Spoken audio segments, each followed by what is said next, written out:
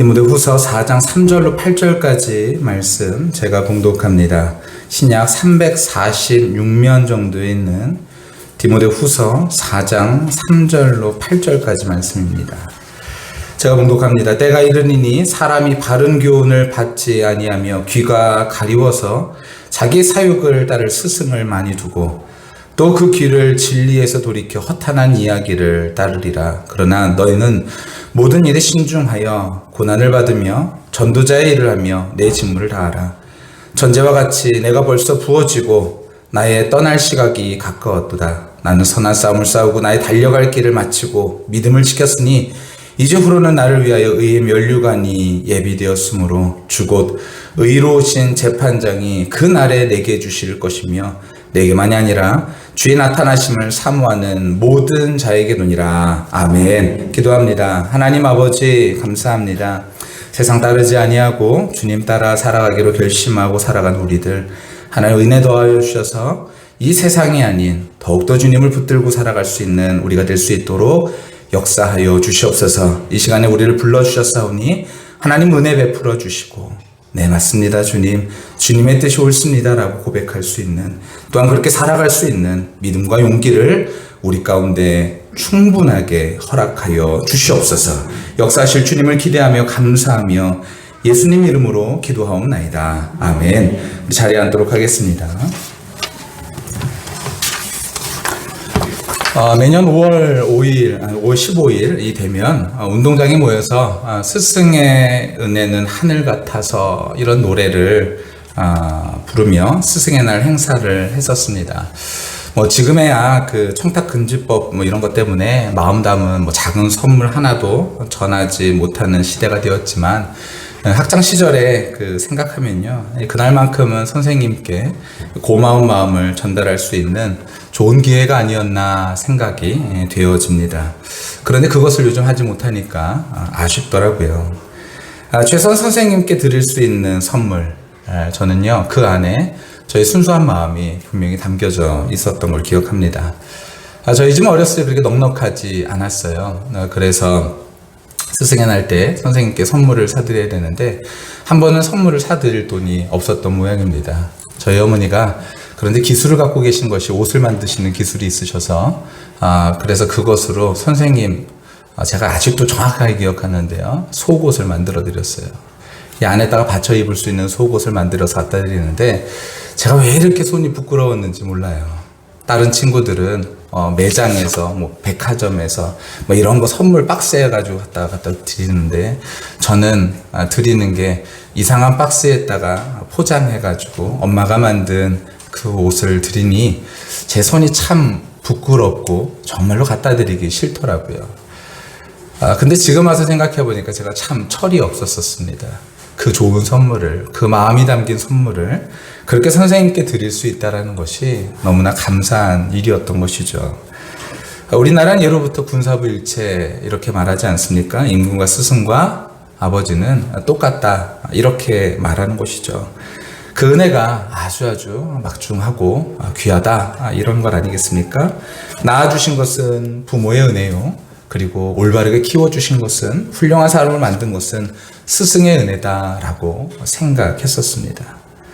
저는 그래서요, 누군가를 위해서 기도할 때 꼭 빼놓지 않고 기도하는 것은 만남을 위해서 기도합니다. 하나님, 이 사람 좋은 만남이 있을 수 있도록 도와주세요. 멀리 있어도 가까이 있어도 좋은 만남이 있을 수 있도록 도와달라고 늘 그렇게 기도합니다. 왜냐하면 우리가 이 땅에서 살아가는 동안 우리의 삶에 그 변화에 지대한 영향을 끼치는 것이 바로 만남이기 때문에 그런 것이죠. 어떤 사람을 만나냐에 따라서 삶의 가치관이 달라지기도 하고요, 목표가 달라지기도 하고 직업이 달라지기도 하죠. 예수 믿는 사람 만나면 복된 인생 될 수 있고요, 허망한 것을 쫓아서 살아가는 사람 만나면 불행하게 될 수 있는 것입니다. 그러니 좋은 친구 만나고 좋은 스승 만나는 것은 참으로 중요한 일인 것이죠. 우리가 정말 중요하게 생각하고 기도해야 할 제목, 바로 그래서 만남인 것 같습니다. 특별히 좋은 스승과의 만남을 위해서 여러분 기도하시기를 바랍니다. 우리 그런 의미에서 우리 옆에 있는 사람에게 그렇게 한번 인사할까요? 좋은 만남이 있으시기를 축복합니다. 좋은 만남 있으시길 축복합니다. 네, 인간을 만물의 영장이라고 말하잖아요. 만물의 영장이 될 수 있는 힘이 어디 있을까요?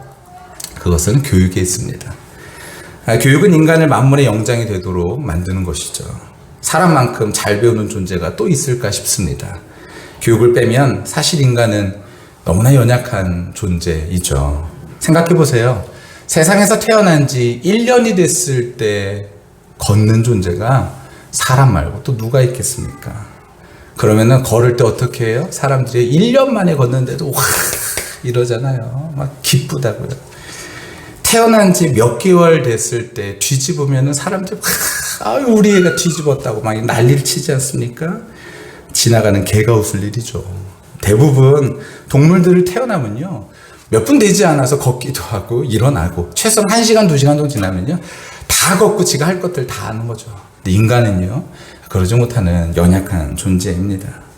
그런데 얼마 시간이 지나지 않으면 그 개가 사람을 쫓아오게 되어진 것이죠. 왜 그럴까요? 교육입니다. 인간은 교육을 받고 살아가죠. 그리고 그 교육에 굉장히 많은 영향을 받게 됩니다. 인간은 비록 세상에서 가장 불완전하고 미숙한 존재로 태어나지만 교육을 받아 능력이 생기고 그리고 그것으로 인하여 만물의 영장이 되어지는 것이죠. 그래서 교육이 중요합니다. 그래서 좋은 스승을 만나는 것, 이것이 중요한 것이죠.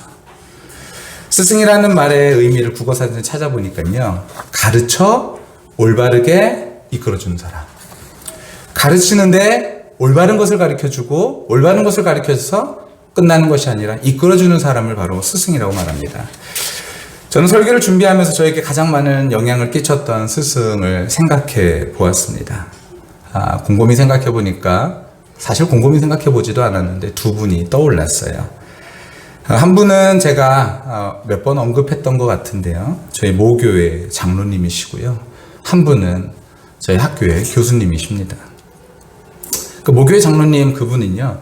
제가 수련회 때 처음 알게 된 분이었어요. 그때는 집사님이었죠. 당시 수련회는요. 기본이 4박 5일이었죠. 5박 6일도 흔했고요. 기본이 4박 5일이었어요. 매일 저녁 집회 이후에 기도회가 있지 않았습니까? 근데 그 첫날 장로님이 저에게 오셔서 기도회 시간에 시작하자마자 오셔서 제 손을 잡고 기도해 주셨습니다. 사실 그렇게들 많이 하시죠. 와서 선생님들이 기도해 주셨어요. 그런데 그 손을 놓지 않으시는 거예요. 계속 기도해 주셨습니다. 언제까지 기도해 주셨냐면 제 기억으로는 확실하게 기억나진 않지만 최소한 1시간은 넘었어요. 제가 거의 대부분 설교가 한 10시 정도에 끝났는데 제가 기본적으로 숙소에 들어가는 시간은 12시였는데 그 시간까지 항상 제 손을 잡고서 끝까지 기도해 주셨었어요. 근데 그냥 기도해 주시는 것이 아니라 정말로 간절히 기도해 주셨어요. 아직도 제 손등에 떨어진 그분의 눈물이 기억이 납니다. 눈물이 뚝뚝 떨어질 정도로 저를 위해서 기도해 주셨어요. 첫째 날만 그러신 것이 아니라 둘째 날도 셋째 날도 마지막 날도 동일하게 끝까지 그렇게 기도해 주셨어요. 어떻게 저렇게 하실까? 무엇이 그렇게 저분에겐 간절하실까? 어린 저의 마음속에 그게 굉장히 궁금했어요. 그렇게 마지막 날까지 기도해 주셨습니다. 한 번도 아니고 4번씩이나 끝까지 기도회마다 저를 위해서 간절하게 눈물로 기도해 주셨죠. 저 간절함이 어디서 나올까 굉장히 궁금했습니다. 사실 장로님과 저는요 초면이었거든요. 저희 교회는요 그 교회가 작지 않았어요. 컸죠. 그래서 수련회를 가게 되면 대형 버스가요 7대 8대 이렇게 움직였었습니다. 7대 8대가 움직일 정도로 인원이 전체 다 해서 300명, 400명 이렇게 될 정도로 많은 인원이 움직였었거든요. 고등부 교사라도 아이들을 다 알지 못했었어요. 그런데 그분은 고등부 교사도 아니셨죠. 그냥 교회 집사님이셨어요. 그런데 수련회에 같이 참석하신 게 전부였습니다. 그런데 저를 위해서 그렇게 간절한 기도로 저를 위해서 기도해 주셨던 것입니다. 궁금했어요. 저분은 어디서 저런 간절함이 나올까? 왜 저렇게 간절하실까? 그러다 알게 됐습니다. 알게 된 건 사실 그때 한 건 아니고요. 시간이 좀 지나서 알게 됐어요. 장로님은요, 저희 어머니한테 들은 얘기인데, 오늘 아침에도 제가 저희 어머니한테 이 내용을 좀 다시 한번 확인했었습니다. 장로님은,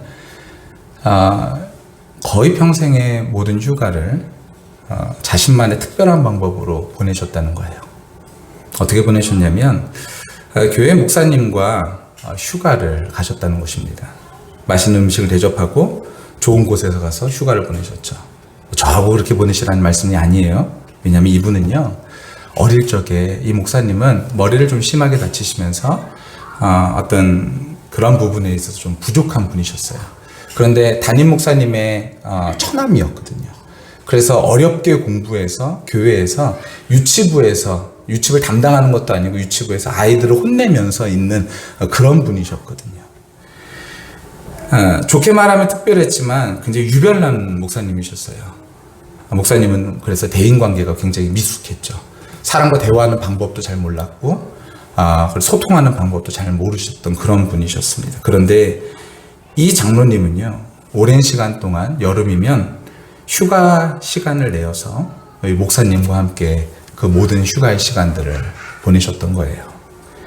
짐작만으로도 목사님과 충분히 섭섭한 일들이 휴가 중에 얼마든지 있었을 것이 짐작되어집니다. 다음 휴가는 같이 가지 말아야지, 이런 생각이 들 만한 일들이 분명히 있었을 거예요. 그런데 이분은 그 일을 아마도 저희 어머니 말씀으로는 지금도 하실걸 이라고 말씀하시더라고요. 요한복음 13장 34절 35절에 보면 이렇게 기록되어 있어요. 새 계명을 너희에게 주노니 서로 사랑하라. 내가 너희를 사랑한 것 같이 너희도 서로 사랑하라.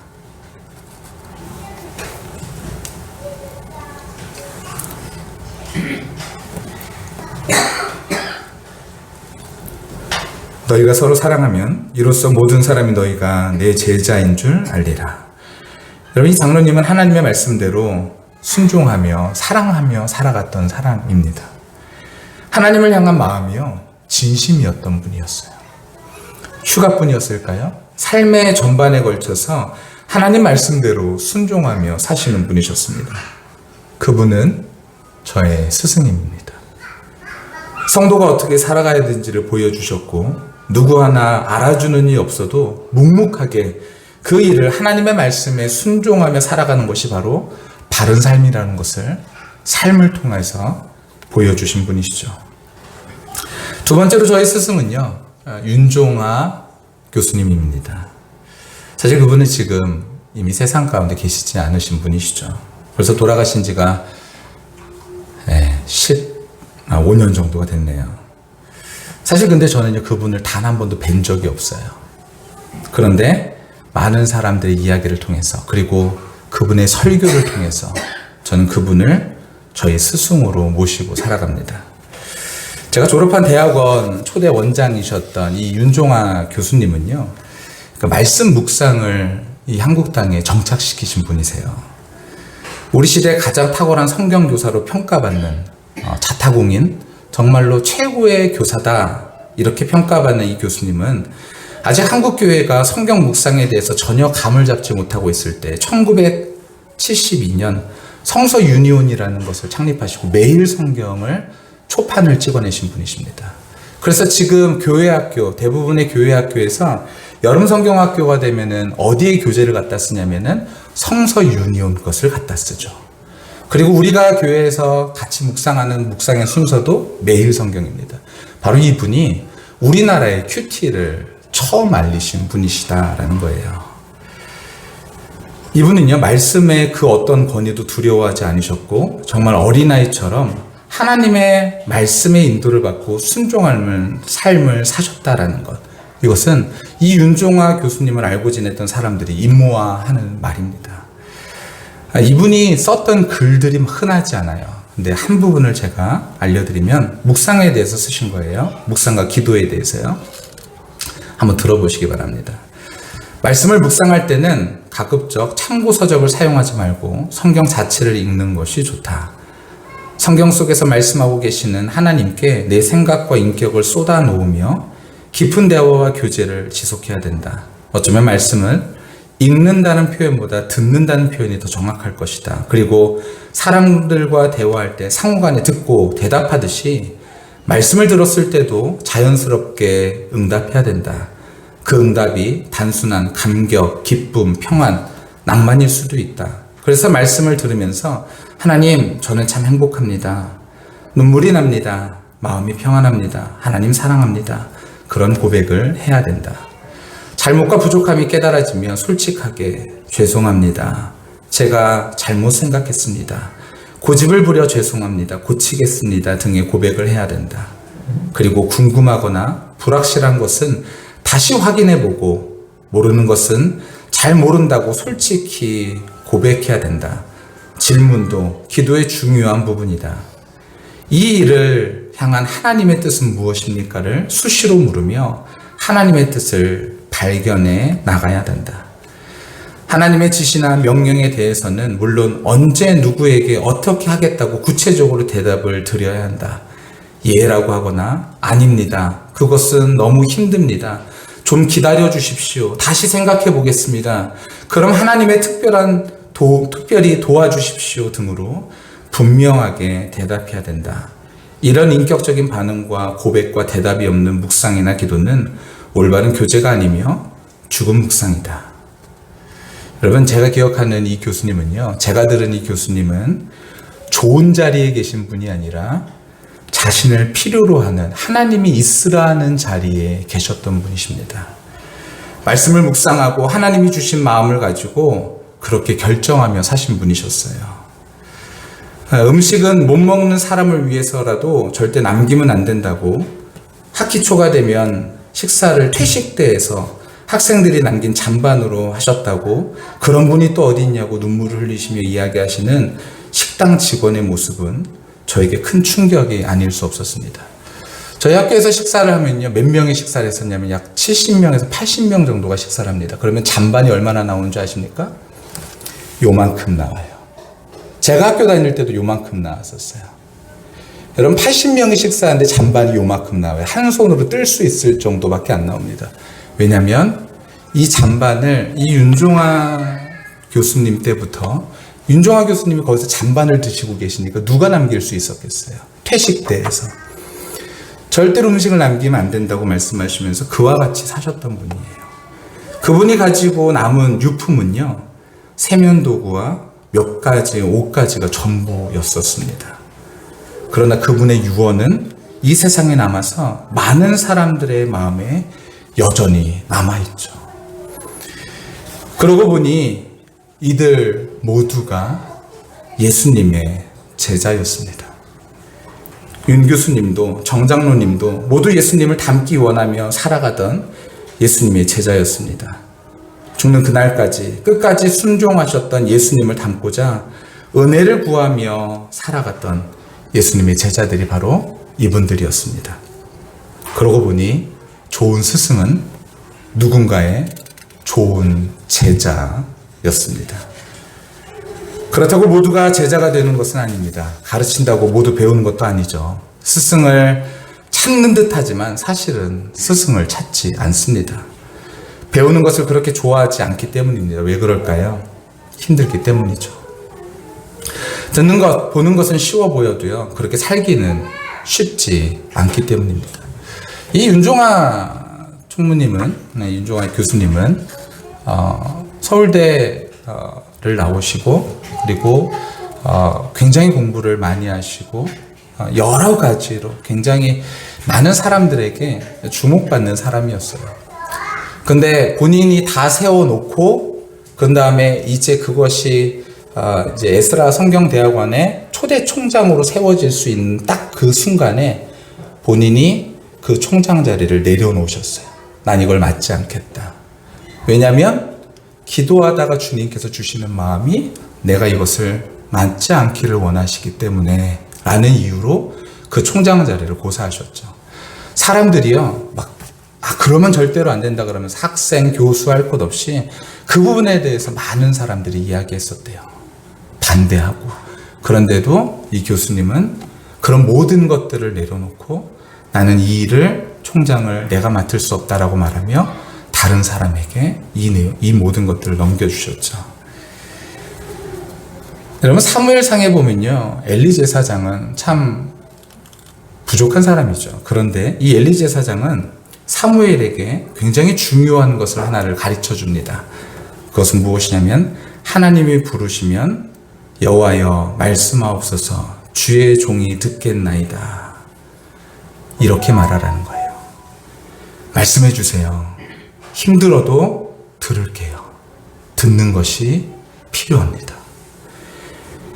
요즘 여러분, 오직 의인은 뭘로 산다고요? 믿음으로 말미암아 살죠. 믿음은요, 들음에서 납니다.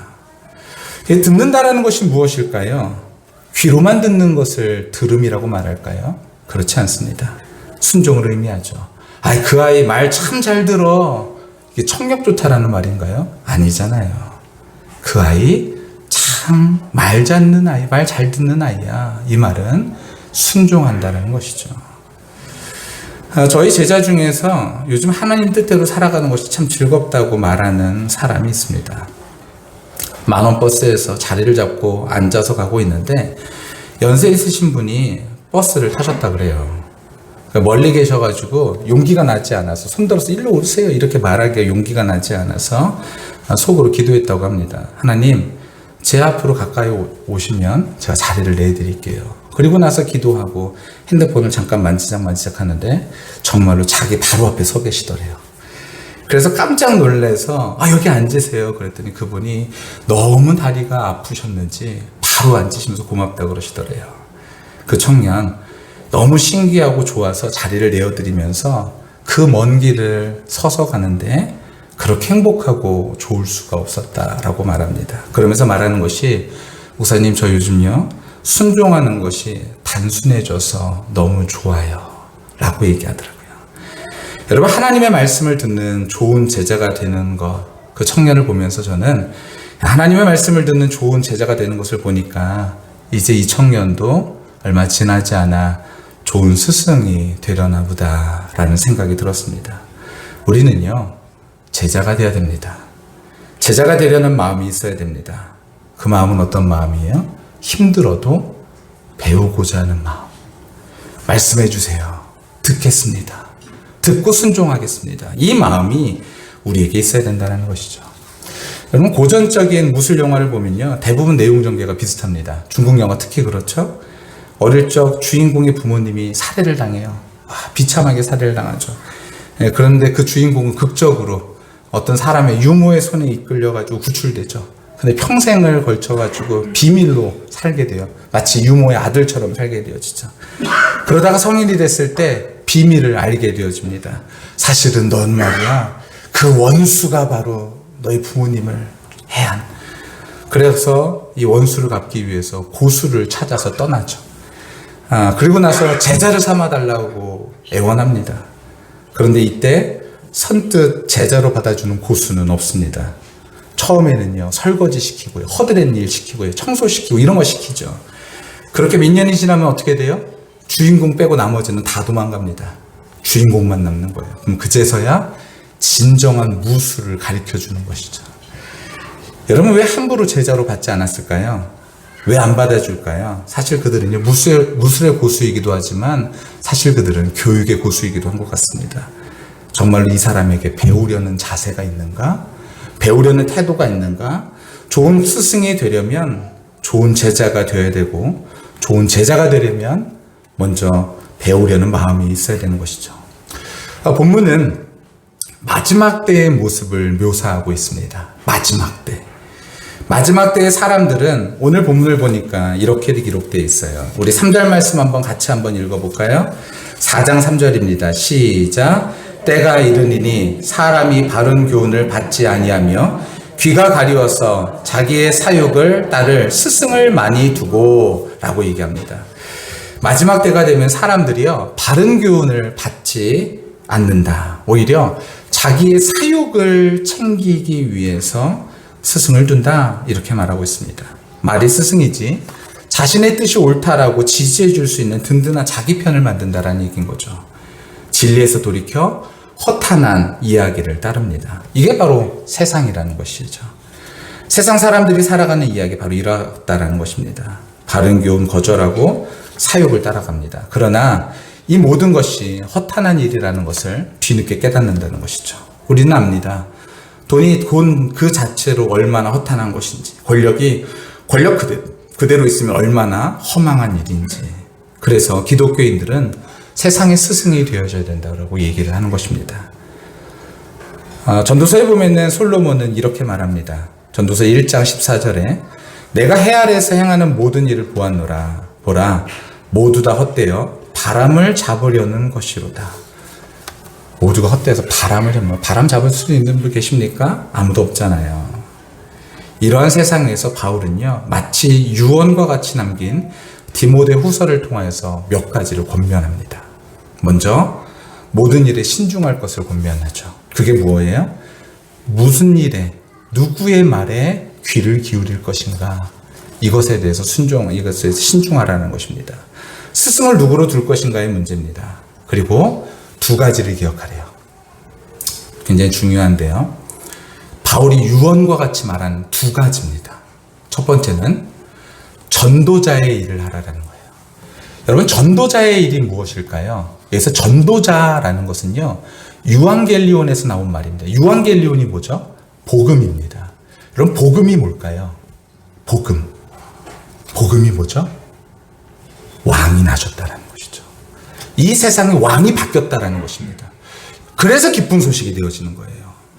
가장 원뜻은요, 복음이란 뜻은 왕이 바뀌었다, 왕이 나셨다, 이런 뜻이 바로 유앙겔리온입니다. 그런데 이것을 전하는 일이 있어야 된다는 것이죠. 이 세상의 왕이 누구냐? 누가 다스리느냐? 예수가 다스리신다. 이것을 전하는 삶, 이것이 바로 이 세상 가운데에서 스승된 자들이 해야 될 일들이다라는 것입니다. 여러분, 그럼 두 번째로 직무는 무엇일까요? 여기서 직무는요, 디아코니아입니다. 디아코니아가 뭐냐면은 섬김, 봉사, 이런 뜻이 있어요. 그러니까 어떤 의미가 되는 거냐면요, 우리가 예수님께서 우리의 왕이신 것을 우리가 믿음으로 반응하고, 그리고 믿음대로요, 이 세상 가운데서 섬기며 살아가라라고 말씀하고 계시는 것이죠. 이것이 바로 바울이 우리에게 말하는 마지막 유언과도 같은 이야기가 되는 것입니다. 이 세상을 구원할 참 구주가 오셨다. 그분을 믿어라. 그분께서 너의 삶을 다스리는 왕이 되도록 주도권을 넘겨드려라 라는 거예요. 그리고 넘겨드려라 라고 말만 하지 말고 정말로 삶 속에서 그와 같은 일들을 이루며 살아가라 라고 말씀하고 있는 것이다 라는 것입니다. 저는 훗날 저희 아이들이 저를 좋은 아버지이자 좋은 스승으로 생각한다면 그보다 더 좋은 일이 어디 있을까 생각합니다. 그래서 저는요, 먼저 좋은 제자가 되려고 합니다. 제 아이들에게 가르치기보다도 제가 먼저 예수님의 좋은 제자가 되어 그 말씀에 순종하여 살아가는 자가 되기 위하여 애쓰려고 합니다. 여러분의 자녀가 여러분을 좋은 스승으로 기억한다면 그보다 더 가치 있고 좋은 일이 어디 있겠냐라는 거예요. 그런데 그 좋은 스승이 되기 위해서 먼저 좋은 제자의 모습으로 살아가게 되시기를 예수님의 이름으로 간절히 축원합니다.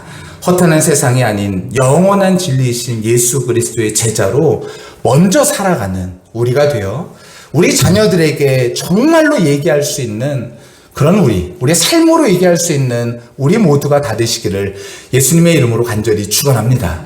나는 아들아, 딸아, 나는 예수가 정말로 좋단다. 나는 정말로 예수가 좋단다.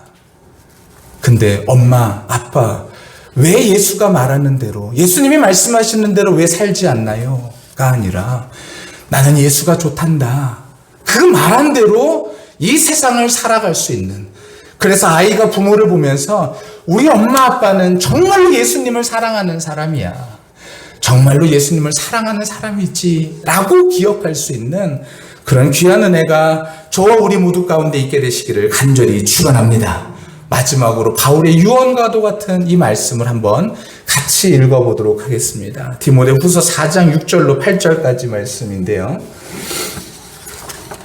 네, 제가 먼저 읽겠습니다. 전제와 같이 내가 벌써 부어지고 나의 떠날 시각이 가까웠도다.